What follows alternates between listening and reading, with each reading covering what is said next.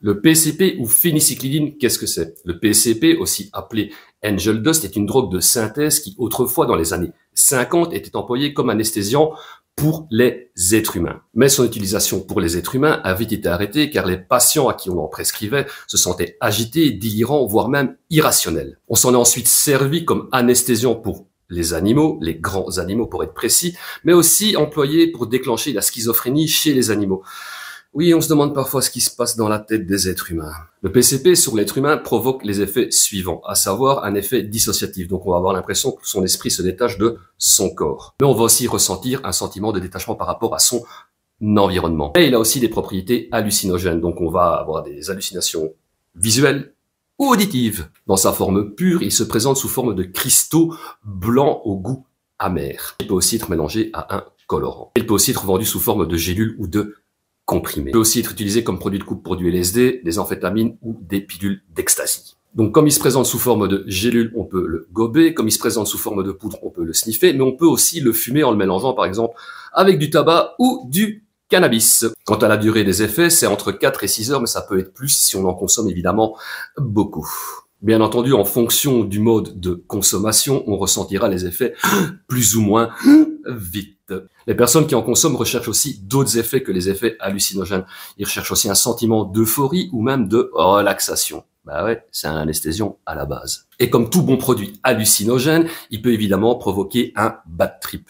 Et pendant un bad trip, on va ressentir de la peur, de l'anxiété, de l'agitation, un sentiment de panique, voire même de la paranoïa. Dans la liste des effets indésirables, on peut aussi noter une incapacité à parler convenablement, une déformation de l'espace et du temps. On peut aussi ressentir une sensation d'apesanteur ou l'impression de flotter. À forte dose, on peut aussi se sentir déprimé, agressif et désorienté. On peut aussi devenir violent envers les autres et soi-même. Si on a des antécédents psychiatriques, il y a plus de chances qu'on va se montrer violent envers soi-même et les autres. Et quand on parle de violence envers soi-même, bah là, c'est des tentatives de suicide, de mutilation, et envers les autres, bah, c'est tout simplement essayer de les tuer. Et comme on peut avoir un comportement complètement irrationnel, on peut se retrouver à avoir un accident, par exemple, en faisant n'importe quoi au milieu de la route.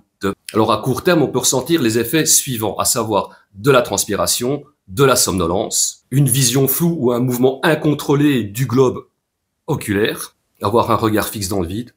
On peut aussi faire un étourdissement, avoir des nausées et des vomissements, une production excessive de salive, une augmentation du rythme cardiaque, une tension artérielle anormalement haute ou basse, des engourdissements dans les bras ou dans les jambes, des problèmes de coordination, une augmentation du rythme de respiration ou une diminution du rythme de respiration. On peut aussi avoir des dégâts au foie et au rein. On peut aussi développer de l'analgésie, c'est-à-dire qu'on va ne plus ressentir la douleur. La consommation à long terme du PCP peut provoquer des pertes de mémoire, des difficultés à se concentrer, des difficultés à parler. On peut même tomber dans le mutisme. On peut devenir très anxieux, développer une dépression sévère. Il peut même y avoir des flashbacks, donc des remontées. On peut devenir agressif, violent. À long terme, on peut aussi avoir des hallucinations auditives, faire des délires, développer un trouble paranoïaque, développer un isolement social et éventuellement avoir des idées suicidaires et éventuellement passer à l'acte. Ce qu'il faut savoir, c'est que ces symptômes peuvent persister pendant des mois après l'arrêt et certains symptômes peuvent même être définitifs.